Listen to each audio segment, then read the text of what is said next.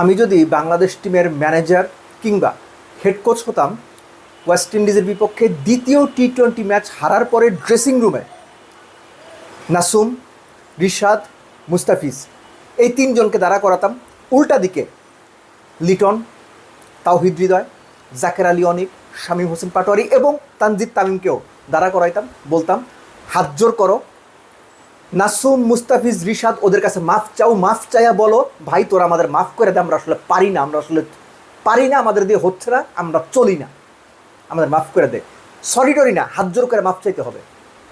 যে খেলা নাসুম, মুস্তাফিজ, রিশাদ মিলে ওই জায়গাতে নিয়ে গেলেন, যে খেলা বাংলাদেশের 90% জিতা ম্যাচ, সেই ম্যাচ বাংলাদেশ হেরে গেল। আপনি উদাহরণ মনে করে বলেন তো, বিশ্ব ক্রিকেটে 150 চেস করতে গিয়ে টপ অর্ডারের প্রথম চারজনেই লাইফ পেয়েছেন।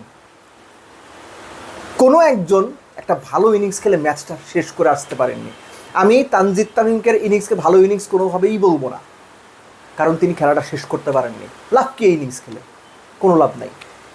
তার সঙ্গে আপনি যোগ করে নিন শামীম হোসেন পাটোয়ারি, জাকের আলী অনিক এবং তাওহিদ হৃদয়। ট্রাস্ট মি, এই তিনজনকে নিয়ে আপনারা বিশ্বকাপে যেতে চান কি না সিরিয়াসলি চিন্তা করেন। আমি এর আগের ভিডিওতে আলোচনাতে প্রথম ম্যাচের পরের দিনই বলেছিলাম, আবারও বলছি, আবারও রিপিট করছি, তাওহিদ হৃদয়, জাকের আলী অনিক এবং একই সঙ্গে শামীম হোসেন পাটোয়ারি, এই তিনজনকে নিয়ে আপনারা বিশ্বকাপে যেতে চান কি না চিন্তা ভাবনা করে দেখেন। বাংলাদেশ যে পারফরমেন্সটা, যে ম্যাচটা টি-20 ম্যাচটা হেরে সিরিজ খোয়ালো ওয়েস্ট ইন্ডিজের সঙ্গে, এটা অপরাধ, অন্যায়। প্রথম কথা বলি যে সাইফ আউট হয়ে গেছেন, ফাইন। তানজিদ তামিম তার শর্টস খেলছিলেন, ফাইন। প্রথম 4 ওভারে কত 14 রান বোধহয় হয়েছে, প্রেশার ছিল। লিটন এসে কী করলেন?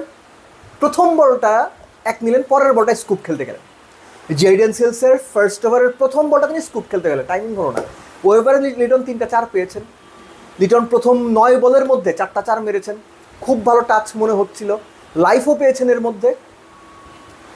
আপনি শামীমকে প্রশ্ন করেছিলেন, শামীমের সমালোচনা করে বলেছিলেন লিটন, মনে আছে? আপনার সমালোচনা কে করবে? আপনি ক্যাপ্টেন হিসেবে কী দায়িত্ব নিলেন? আমি দেব চৌধুরী আপনাকে প্রশ্নটা করলাম।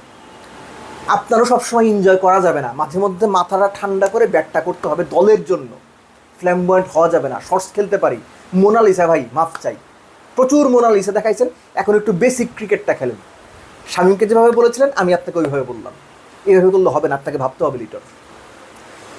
তাওহিদ হৃদয় লাইফ পেলেন কত? 5/6 রানে, অলমোস্ট কার্বন কপি শট। আপনি বাউন্ডারিটা ক্লিয়ার করতে পারছেন না, নিচে খেলেন, এক খেলেন। তাওহিদ হৃদয় এক খেলে আপনি তানজিদ তামিমকে স্ট্রাইক দেন, রান তো অনেক বেশি না। আপনি কি করলেন? নায়ক হতে গেলেন, হাতে মেরে দিয়ে আসলেন, তার আগে কিন্তু লাইফ পাইছেন। জাকের আলী অনিক, আমি জাস্ট একটা জিনিস মনে হয় আমার এখন, যে যারা বা যিনি জাকের আলী অনিককে ন্যাশনাল টিমে খেলাচ্ছেন, সুযোগ দিচ্ছেন, এটা যদি নির্বাচক হন, নির্বাচক, ক্রিকেট অপারেশনসের কেউ হন, ক্রিকেট অপারেশনসের কেউ, কোচ হন, কোচ কিংবা ক্যাপ্টেন, যিনি বা যারা মিলে জাকের আলী অনিককে খেলাচ্ছেন, জাকের আলী অনিককে ন্যাশনাল টিমে টিকিয়ে রেখেছেন, তারা বাংলাদেশ ক্রিকেটের ক্ষতি চান। ওনারা স্বার্থপর, ওনারা বাংলাদেশ ক্রিকেটের শত্রু। আমি আবার বলছি, জাকের আলী অনিককে যারা টি-20 টিমে টিকিয়ে রেখেছেন, খেলাচ্ছেন, তারা বাংলাদেশ ক্রিকেটের শত্রু। আমার কথা আপনি না মানতে পারেন, কিন্তু আমি এটা এখন মনে প্রাণে বিশ্বাস করি। জাকের রেদিয়া এই লেভেলে হচ্ছে না, পারবে কি পারবে না, আগে তিনি মোটামুটি ভালো তো খেলেছেন বিভিন্ন সময়, এখন হচ্ছে না, এখন ড্রপ করেন ভাই। ছেলেটাকে আর প্রেশারে ফালায়েন না, ওর লাইফটা হেল করেন না। আপনারা আপনাদের লাইফ হেল করার সাথে সাথে বাংলাদেশ ক্রিকেটটাকে হেল বানাই দিচ্ছেন জাকের আলীকে নিয়মিত খেলায়া। দরকার নাই এই ছেলেটাকে, ওকে একটু ব্রেক দেন, ও রেস্ট নিক, ও বাসায় যাক, খাওয়া দাওয়া করুক, ঘুমাক। সিলেটে প্রচুর ভালো ভালো মাছ পাওয়া যায়, সেগুলো খাক, খেয়ে দে একটু রিফ্রেশ হোক। জাকেরের হচ্ছে না। একটা ব্যাটসম্যান 17টা 18টা বল খেলে একটা মাত্র শট ভালোভাবে কানেক্ট করতে পারে। শর্ট বল কোথায় আছে, ব্যাট কোথায় আছে জানে না, পেরিস্কোপের মতো ব্যাট ওপর দিকে, কানায় লেগেও পেছন দিয়ে যায়। জাকেরের হচ্ছে না, ওকে আর প্রেশার দিয়েন না। শামীম হোসেন পাটোয়ারি সবশেষ 8 ইনিংসে 4টা শূন্য করেছেন, একটা 1, একটা 30, একটা 33, এর মধ্যে একটা ওয়ানডে আছে। শামীম হোসেন পাটোয়ারিকে নিয়ে আপনারা কী ভাবছেন? অনেকেই বলেন যে শামীমকে কেন সাপোর্ট করেন। আপনারা একটা জিনিস বোঝেন না, যে কাউকে অপমান করা আমি সাপোর্ট করতে পারি না। শামীম খারাপ পারফরমেন্স করলে সেটা সমালোচনা আমি করবো, এখন যেমন করছি। খুব বাজে পারফরমেন্স করছেন, জঘন্য, কিন্তু শামীমকে যদি কোনো ক্রিকেটার কিংবা কেউ অপমান করে আমি সেটা প্রোটেস্ট করবো। ঠিক একইভাবে জাকের আলী অনিককেও যদি কোনো ক্যাপ্টেন, প্রকাশ্যে বলেন যে জাকের চলে না, তাকে ভাবতে হবে, আমি সেই ক্যাপ্টেনের সমালোচনা করবো। Simple as that. So Jaker Ali Anik, Towhid Hridoy, Shamim Hossain Patwari, এদের নিয়ে কি ভাববেন, কেন ভাববেন, সেগুলোর যথেষ্ট কারণ বাংলাদেশ ক্রিকেট বোর্ডের কাছে রয়েছে। অল্টারনেট কি, আমি এর আগের আলোচনাতেও বলেছিলাম, আপনি ইয়াসির রাব্বিকে চিন্তা করতে পারেন, আপনি আকবরকে চিন্তা করতে পারেন। আমি পার্সোনালি ফিল করি আকবর ইজ প্রিপেয়ার এনাফ, আকবর যথেষ্ট প্রস্তুত, ইয়াসির আলী রাব্বি যথেষ্ট প্রস্তুত খেলার জন্য। সো বিশ্বকাপের আগে আপনারা যদি আবারও তামাশা করেন, আবারও যদি এই অফ ফর্মের প্লেয়ারদের নিয়েই এগোতে চান, তাহলে ধরেই নেব আপনার বাংলাদেশ ক্রিকেটের শত্রু। শুধুমাত্র কোরামের জন্য, শুধুমাত্র নিজের আয়ত্তের প্লেয়ার, শুধুমাত্র নিজের পছন্দের প্লেয়ার, এই কারণের জন্য যারা ডিসিশন নিচ্ছেন বাংলাদেশ ক্রিকেটের ক্ষতি করছেন। যখন টপ অর্ডার এভাবে কলাপস করলো, শেষ 5 ওভারে 50, জাকের আলী ব্যাটে বল লাগাতে পারছেন না, শামীম হোসেন পাটোয়ারি এক করে বোল্ড আউট হয়ে যাচ্ছে, তখন তো কোনো আশা আসলে থাকে না। কিন্তু আশা ছিল আমাদের। 105 রান ওয়েস্ট ইন্ডিজ, 11 ওভার শেষে 1 উইকেটে, মনে হচ্ছে 200 করবে। নাসুম আসলেন বোলিংয়ে, পরপর 2 বলে 2 উইকেট তুলে নেন। তার আগ পর্যন্ত শাইখব 30 বলে 50, আথানাজে 32 বলে 52, নট আউট। 200 হয়েই যাবে মনেই হচ্ছে। পরপর 2 বলে আপনার আথানাজ এবং শারফিন রাদারফোর্ডকে আউট করলেন।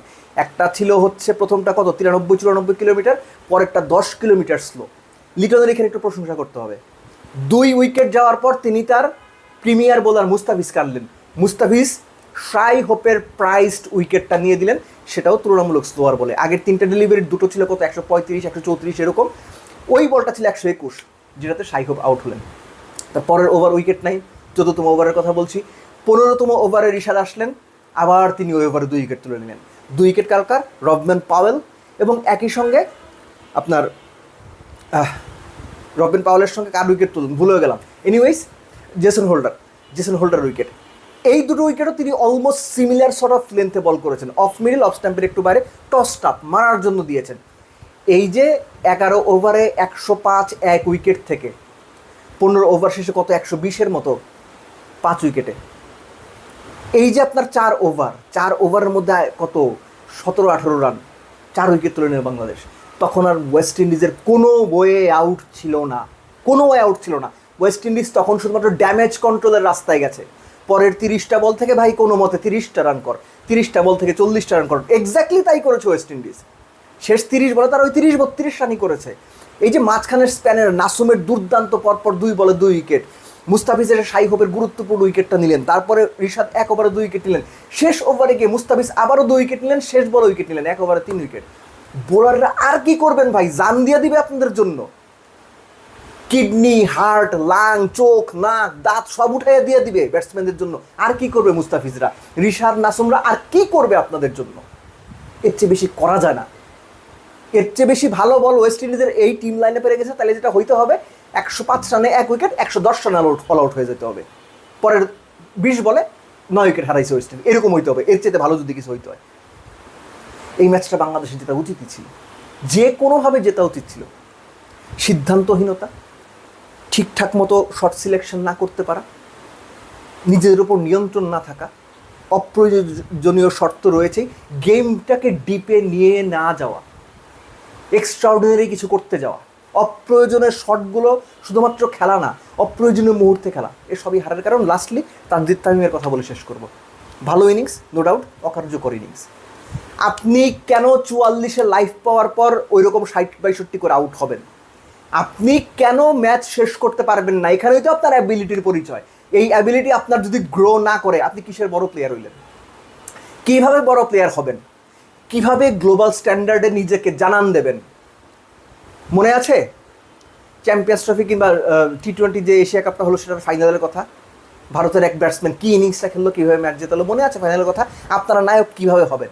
আপনারা তো উইকেট দিয়ে আসেন, সেট হয়ে গিয়ে 16-17 ওভার পর্যন্ত খেলেন, যখন দলের 30 রান বাকি তখন আপনারা উইকেট দিয়ে আসেন। এটা বড় প্লেয়ারের লক্ষণ না, কোনোভাবেই এগুলো বড় প্লেয়ারের লক্ষণ না। এই ম্যাচ তানজিদ তামিমকে জেতাইতে হইতো, বাংলাদেশকে 1 ওভার আগে জেতাইতে হইতো, নিজের পক্ষে 3 বল আগে জেতাইতে হইতো, পারেন নাই তিনি। সো আপনার কাছে যা খুশি তাই হোক, এই ইনিংসের আমার কাছে কোনো মূল্য নাই। হ্যাঁ, নাম্বারস 50, তার ক্যারিয়ারের 8 নাম্বার 50, 135-36 স্ট্রাইক রেটে রান করেছেন, গোটা 3-4 ছক্কা মেরেছেন, সব ঠিক আছে, কিন্তু ভ্যালুলেস, মিনিংলেস, দলের কোনো কাজে আসেনি। এখন বলতে পারেন ভাই ও তো তাও 50 করছে, না করলে কি হইতো? ওই আন্ডাই হইতো। এখন যে আন্ডা হয়েছে, আপনার কাছে ওই 2 হাতে 2 আন্ডাই থাকতো। সো 0 করে 2 আন্ডা থাকা যে কথা, 100 করে 2 আন্ডা থাকাও একই কথা। আপনারা আন্ডা নিয়ে লাফান, আমরা অ্যাকচুয়ালি ওই আন্ডা নিয়ে লাফাই। This is so unfortunate, this is unacceptable. এবং লিটন দাস, আবারও প্রশ্ন করি, আপনার দায় কে ধরবে?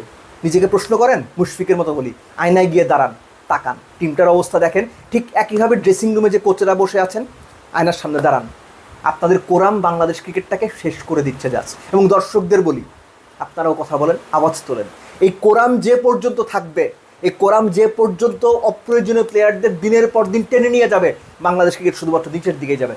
বাইরে অনেকেই আছেন যাদের সুযোগ পাওয়া এখন জরুরি।